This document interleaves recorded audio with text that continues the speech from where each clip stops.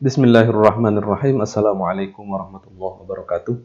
Alhamdulillah wassalatu wassalamu ala Rasulillah wa ala alihi wa sahbihi wa man walah wa la haula wa la quwwata illa billah. Ketemu lagi dengan saya Fahmi Hasan Nugroho dalam pembacaan kitab Syarah Waraqat karya Imam Jalaluddin Al-Mahalli. Pada video yang lalu kita sudah membahas mengenai taksis, lalu kemudian am dan khos, kemudian mengenai taksis, terus kita juga membahas mengenai tingkatan dalil dari sisi maknanya. Ada nas, kemudian ada zahir, kemudian ada muawwal. Nah, pada video kali ini kita akan membahas mengenai af'alur Rasulullah sallallahu alaihi wasallam wa iqrarihi. Yaitu tentang perbuatan Rasulullah sallallahu alaihi wasallam, lalu kemudian tentang ketetapan dari Rasulullah SAW dan juga tentang apa yang dilakukan di hadapan Rasulullah SAW, namun Rasulullah SAW membolehkannya, maka hukumnya bagaimana? Itu.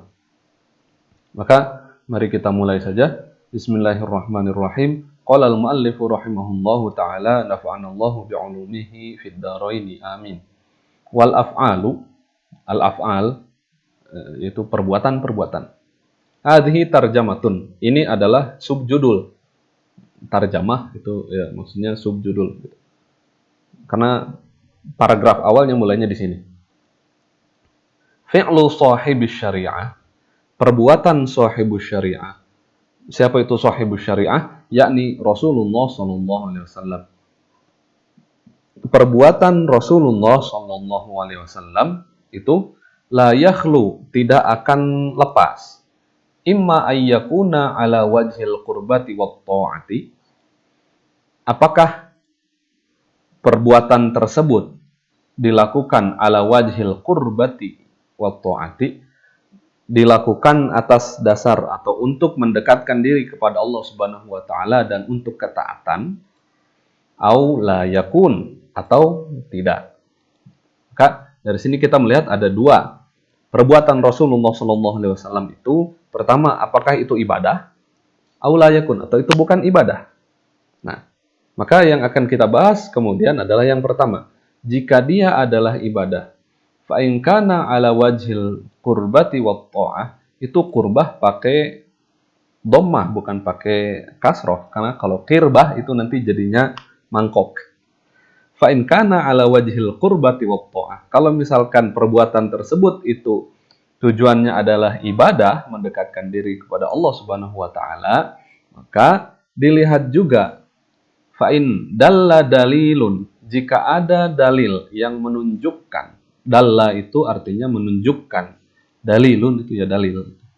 Fa'in dalla dalilun ala al-ikhtisasi bihi, kalau ada dalil yang menunjukkan bahwasannya itu terkhusus untuk Rasulullah sallallahu alaihi wasallam, maka yuhmalu 'alal ikhtisasi Nih, jika ada dalil yang menunjukkan bahwasannya perbuatan tersebut adalah khusus untuk Rasulullah SAW, maka yuhmalu 'alal ikhtisas, maka perbuatan tersebut dimaknai bahwasanya itu hanya terkhusus untuk Rasulullah SAW. Sedangkan kita umatnya, kita tidak diperintahkan atau bahkan diharamkan untuk melaksanakan hal tersebut. Contohnya, kaziyadatihi sallallahu alaihi wasallam fin nikahi ala arba'i niswatin. Seperti Rasulullah sallallahu alaihi wasallam menikahi lebih dari 4 orang wanita. Itu khususnya untuk Rasulullah sallallahu alaihi wasallam, maka ya itu untuk Rasul begitu. Kita nggak boleh ikut. Tapi wa in lam yadulla, tapi kalau misalkan tidak ada dalilnya, maka la yukhtassu bihi, maka tidak dikhususkan bagi Rasulullah sallallahu alaihi wasallam. Jadi kalau Rasulullah sallallahu alaihi wasallam melakukan sesuatu, dilihat apakah ada dalil yang mengkhususkan itu, ada dalil yang menunjukkan itu khusus untuk Rasul atau enggak. Kalau tentang nikah kan Rasulullah SAW itu nikahnya diantaranya ada nikah yang karena perintah oleh Allah Subhanahu Wa Taala. Itu. Tapi kalau kita kan enggak, tambah lagi kita umat Rasulullah SAW dibatasi sampai 4 aja. Kenapa? Karena di Al-Quran pertama fankihu ma tabalakum minan nisa masna wa thulatsa wa ruba, cukup sampai ruba, enggak wa khumasa wa sudasa wa suba'a gitu kan enggak. Tapi masna wa thulatsa wa ruba gitu, 4. Lalu kemudian Rasulullah SAW juga pernah bersabda kepada orang yang baru masuk Islam, dia punya 10 wanita. Rasul berkata, farik arba'an imsik arba'an wa farik sa'irahunna. Pegang 4 dan ceraikan sisanya. Jadi 4 inilah yang menjadi hadis yang tadi menjadi batasan pernikahan maksimal untuk laki-laki menikahi wanita. Gitu. Tapi wa in lam yadulla, tapi kalau misalkan tidak ada dalil yang menunjukkan bahwasanya perbuatan itu khusus untuk Rasul, maka la yukhtassu bihi, maka itu tidak khusus untuk Rasul, berarti kita boleh untuk melakukan. Kenapa? Li'anna Allah Ta'ala qala, karena Allah Subhanahu wa taala berfirman, laqad kana lakum fi Rasulillahi uswatun hasanah. Laqad kana lakum, telah ada di dalam bagi diri kalian fi Rasulillah, di dalam diri Rasulullah sallallahu alaihi wasallam. Apa? Uswatun hasanah, itu contoh yang baik. Nah, maka lalu bagaimana ketika perkara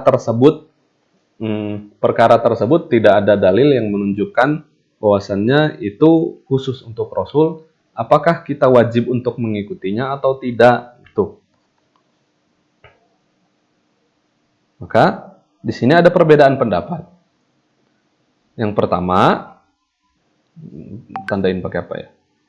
Yang pertama, fayuhmalu 'alal wujub.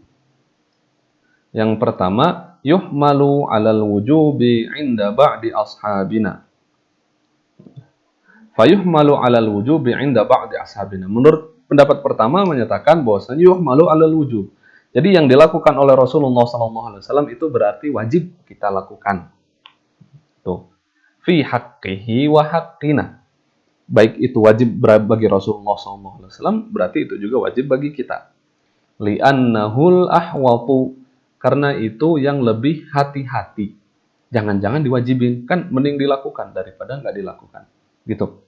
Tapi pendapat kedua menyatakan wa min ashabina man qala, di antara ashabina, di antara para ulama di mazhab Syafi'i, ada yang berkata yuhmalu 'alan nadbi.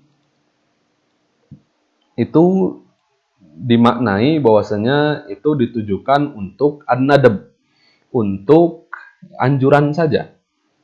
Li'annahul mutahaqqaq ba'da talab. Ini harusnya muhaqqaq di sini.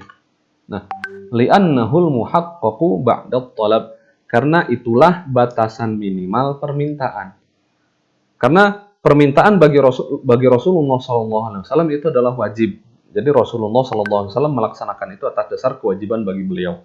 Tapi bagi kita ini hanya diperintahkan saja, tapi perintahnya itu tidak dalam bentuk jazm atau dalam bentuk tegas atau tidak tegas. Maka dalam hal ini kita mengambilnya perintah yang paling rendah. Apa berarti an-nadab? Gitu maksudnya. Li'annahul muhaqqaq ba'da talab, karena itulah yang batasan minimal dari permintaan. Ketika permintaan itu sudah dilakukan, ya berarti sudah. Gitu. Ini pendapat kedua yang menunjukkan bahwasanya jika hal itu dilakukan oleh Rasulullah SAW, tapi tidak ada dalil bahwasanya itu khusus untuk Rasulullah SAW, maka itu untuk nadab atau anjuran saja. Pendapat ketiga menyatakan wa minhum man qala yutawaqqafu fi. Ini pendapat ketiga menyatakan yutawaqqaf. Kita berhenti, tidak membahas, tidak memilih posisi antara wajib atau nadab. Kita posisinya di tengah-tengah, diam. Kenapa? Lita'arudil adillati fi dzalika. Karena dalil-dalil itu saling bertentangan antara menunjukkan kewajiban atau menunjukkan anjuran. Kalau yang menunjukkan kewajiban seperti wa ati'ullah wa ati'ur rasul. Taatilah Allah, taatilah Rasul. Itu kan wajib berarti. Tapi kalau dalil yang menunjukkan nadab, yang menunjukkan anjuran itu kan seperti yang dituliskan di ayat di sini tadi, laqad kana lakum fi Rasulillahi uswatun hasanah. Itu uswah hasanah, Allah hanya menunjukin itu uswah hasanah. Silakan ikutin. Itu untuk anjuran. Jadi dalil-dalilnya saling bertentangan, ini diragukan apakah wajib atau nadab, maka tawakuf tidak menentukan posisi. Nah, itu 3 pendapat mengenai hal itu. Nah, lalu kemudian wa in kana ala ghairi wajhil qurbati. Kalau misalkan perbuatan tersebut tidak merupakan ibadah ala ala wajhi ghairi wajhil qurbah.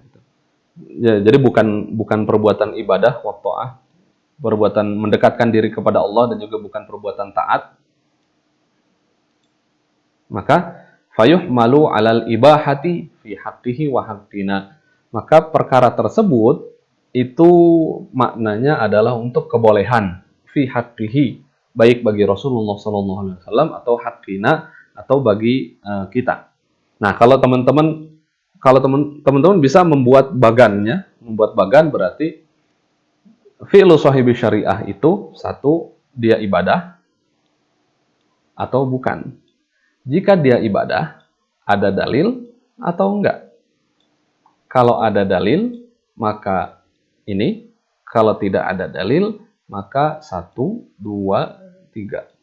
Nah, lalu kemudian tadi kan filosofi syariah itu ibadah atau bukan. Nah, baru kemudian penjelasan yang bukan ibadah, maka ini. Nah, gitu kira-kira.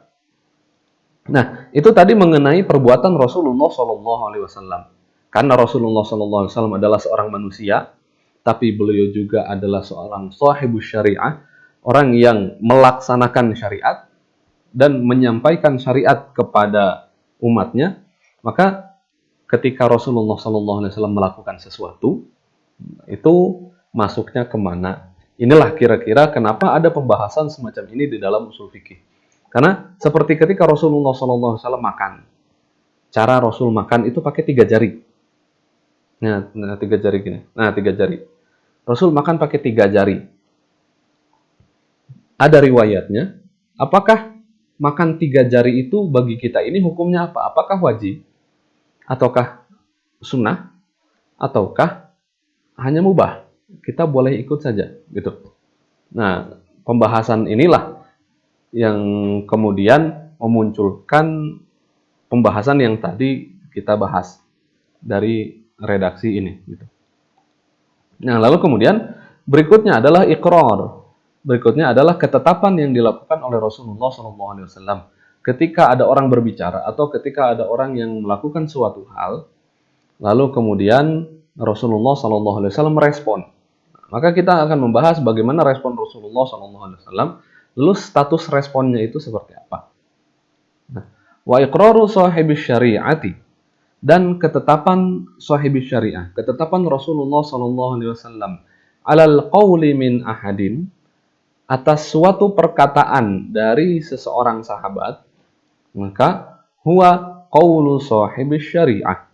Maka itu statusnya sama dengan qaulu sahibi syariah, sama statusnya dengan perkataan Rasulullah SAW. Ketika misalkan Abu Bakar berkata ini, ada nanti di bawah. Abu Bakar berkata ini, lalu kemudian Rasulullah SAW mengapprove, menyetujui perkataan itu, maka perkataan itu sama statusnya dengan perkataan Rasulullah SAW, meskipun pada dasarnya itu bukanlah perkataan Rasul, tapi perkataan Umar. Gitu.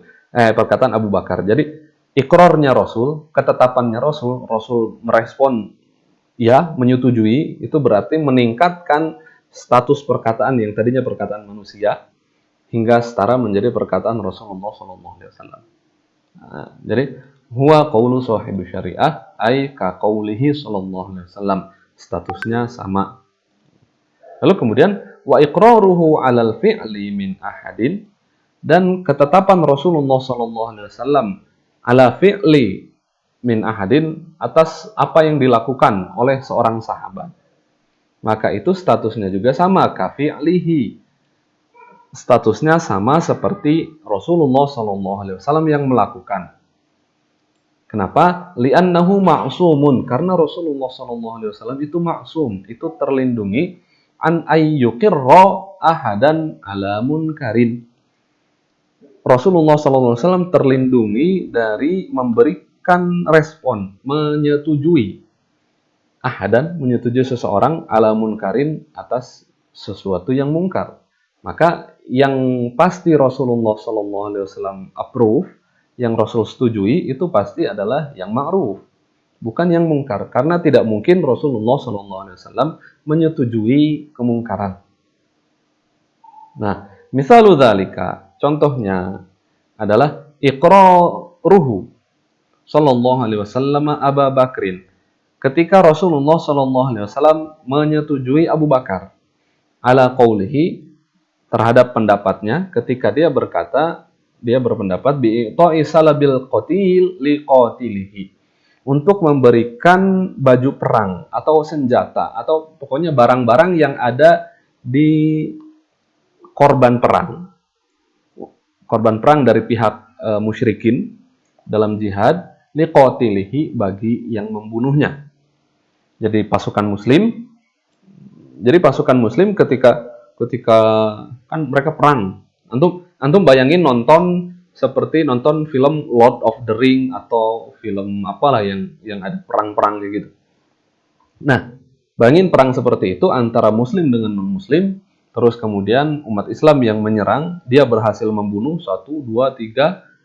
Nah, barang-barang yang tertinggal dalam tubuh mereka, dari senjata, dari baju perang, atau bahkan kalau dia bawa dompet, kalau dia bawa tas, dia bawa macam-macam. Nah, itu hak liqatilihi, itu hak boleh diambil oleh yang membunuhnya, yang berhasil membunuhnya. Jadi bukan dikumpulin semuanya terus kemudian dibagiin. Khusus untuk yang terbunuh semacam ini, ya itu dibagiin. Itu hak itu hak bagi orang yang membunuhnya. Sedangkan sisanya, misalkan ada orang yang terbunuh, ada pasukan muslim yang bisa membunuh 1, 2, 3, tapi ternyata dia terbunuh juga. Nah, itu barang-barang itu nggak ada yang ngambil, ya berarti itu dikumpulin nanti dibagiin jadi ghanimah. Gitu kira-kira. Ini contoh ketika Rasulullah SAW itu mengapprove, mengiyakan, menyetujui perkataan Abu Bakar.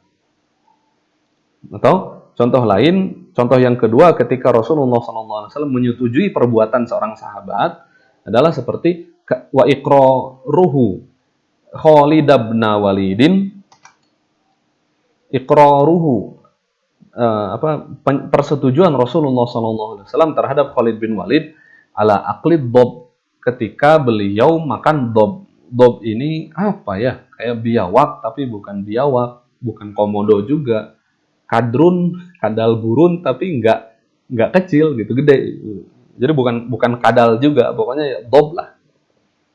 Gitu. Jadi makanan itu dihidangkan di hadapan Rasulullah SAW, tapi beliau nggak mau. Nah, ketika beliau nggak mau, itu kan menjadi pertanyaan, apakah beliau nggak mau makan itu karena haram atau karena emang nggak mau? Sahabat nungguin, Khalid bin Walid makan di sampingnya, beliau nungguin, ini bakal dimakan atau enggak gitu. Kayaknya nggak dimakan. Akhirnya Khalid bin Walid nanya sama Rasulullah SAW, boleh dimakan nggak sama saya gitu? Kasihan itu udah dimasak lebar gitu. Akhirnya sama Rasulullah SAW dipersilahkan. Akhirnya Khalid bin Walid memakan dob tersebut. Nah, itulah berarti pembolehan terhadap Khalid bin Walid. Jadi ketika Khalid bin Walid makan itu, Rasulullah SAW membolehkan hal itu, berarti ya sama seperti Rasulullah SAW yang makan. Berarti hukumnya adalah boleh. Nah, itu. Muttafaqun alaihima, dua perkara tadi itu diriwayatkan di dalam Sahih Bukhari dan juga Sahih Muslim. Banyak contoh-contoh yang lain, semisal ini, seperti ketika Bilal bin Rabah, beliau itu ditanya sama Rasulullah SAW, "Hai Bilal, saya mendengar suara sendal kamu di surga. Kamu ngapain sih? Apa amal perbuatan kamu yang bisa memasukkan kamu ke dalam surga?"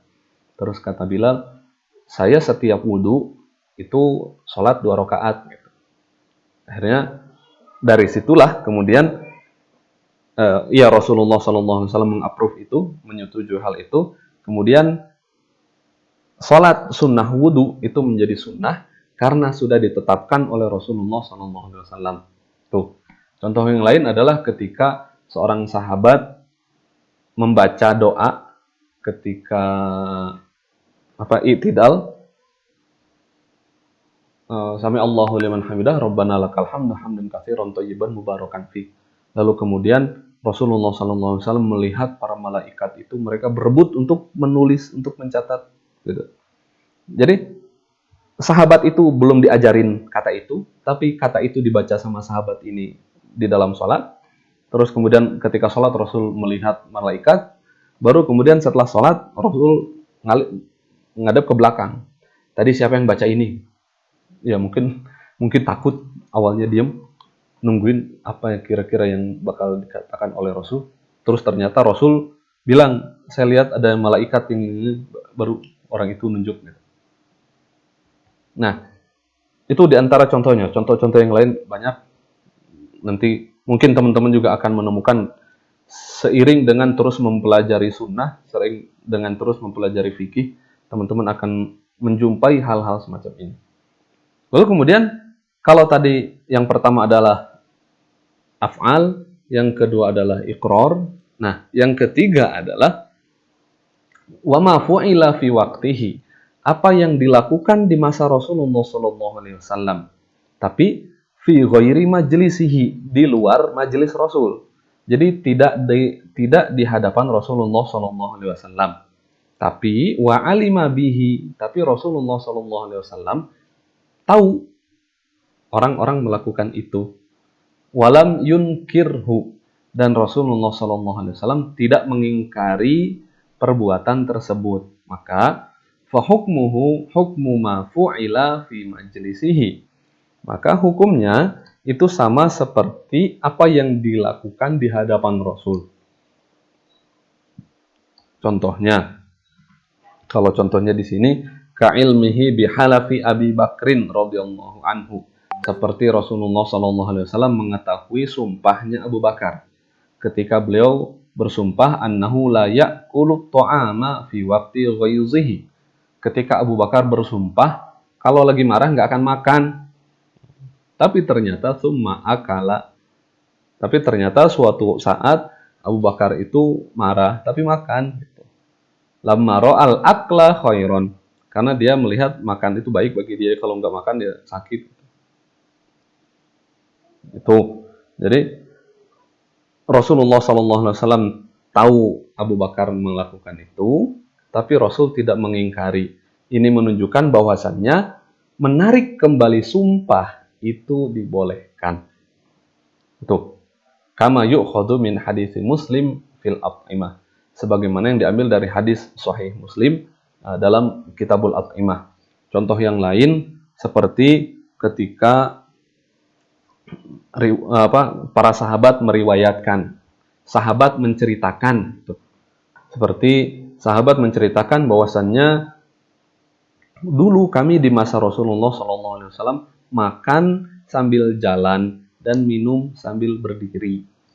Itu seorang sahabat bercerita seperti itu dan itu diriwayatkan, maka hal semacam itu nanti sama seperti dilakukan oleh Rasulullah SAW. Hukumnya berarti ketika mereka melakukan itu di masa Rasulullah SAW dan tidak ada respon negatif dari Rasulullah SAW, berarti maknanya boleh. Nah, itu yang bisa kita ambil dari pembahasan tentang pertama af'alur Rasul, terus kemudian yang kedua adalah iqrar Rasul SAW. Iqrarnya itu adalah iqrar di majelis, iqrar terhadap suatu hal yang terjadi di majelis atau di hadapan Rasulullah SAW, ataupun iqrar yang terhadap suatu hal yang dilakukan di luar majelis atau di luar pengetahuan, bukan di luar pengetahuan, di luar penglihatan Rasulullah SAW. Jadi Rasul cuma tahu aja. Gitu. Karena kan pernah ada yang dilakukan di luar Madinah, lalu kemudian mereka datang kepada Rasul melaporkan hal tersebut. Gitu. Jadi ketika Rasul merespon positif ya berarti itu boleh. Tapi ketika Rasul merespon negatif berarti itu nggak boleh. Contohnya seperti para sahabat ketika mereka habis perang, Terus kemudian ada seseorang sahabat yang kepalanya itu pecah, pecah karena apa, kena batu atau apa. Nah, terus dia kan diperban. Ya, dia dalam kondisi kondisi lemah gitu, kondisi sakit seperti itu. Tapi dikersakeun gitu. Apa ya dikersakeun bahasa Indonesianya? Di Sunda itu ya dikersakeun. Dalam kondisi separah itu dia masih bisa junub. Dia mimpi terus kemudian junub. Nah, dia bertanya kepada para sahabat yang lain, apakah kalian melihat ada rukhsah bagi saya? Saya lagi kondisinya parah kayak gini, apakah saya harus mandi atau saya bisa tayamum? Para sahabat saat itu tidak tahu bahwasanya orang dalam kondisi itu boleh tayamum. Maka mereka berkata, kami nggak tahu ada rukhsah bagi kamu. Akhirnya orang itu mandi, lalu kemudian orang itu meninggal. Nah, ini dilaporkan kepada Rasulullah SAW. Rasul marah saat itu. Qatalahumullah. Rasul berkata gitu, qataluhu, mereka itu udah membunuh orang ini. Qatalahumullah. Kalau diartikan berarti semoga Allah membalas mereka, semoga Allah memerangi mereka. Terus Rasulullah SAW bersabda, innama syifa al-'ayyi as-su'al. Sesungguhnya obat dari kebodohan itu bertanya. Itu kata Rasul. Itu kan respon dari Rasul terhadap kejadian itu. Responnya negatif. Berarti diambil dari hadis ini adalah nggak boleh orang itu berbicara jika dia tidak tahu ilmunya. Ketika dia ditanya, dia tidak tahu, lebih baik bilang tidak tahu daripada menjerumuskan orang lain. Karena itu yang terjadi di masa Rasulullah SAW. Nah, itu kira-kira teman-teman yang bisa kita bahas pada video kali ini. Maka pada video yang berikutnya kita akan masuk ke dalam pembahasan nasakh yang pembahasannya cukup panjang yang akan kita pelajari pada minggu-minggu yang akan datang. Baik, kira-kira begitu. Kurang lebihnya saya mohon maaf. Semoga bermanfaat. Wabillahi taufiq wal hidayah. Assalamualaikum warahmatullahi wabarakatuh.